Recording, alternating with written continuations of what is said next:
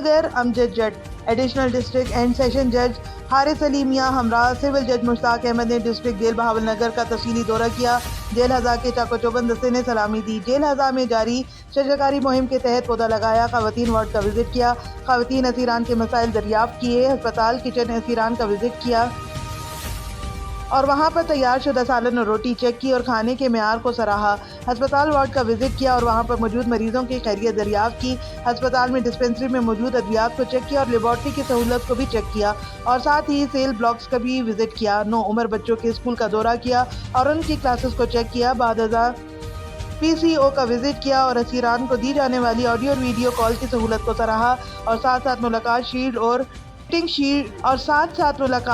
Shade اور waiting shade کا visit کیا اور وہاں پر آئے اسیران کے لواحقین کے مسائل دریافت کیے اور اطمینان کا اظہار کیا۔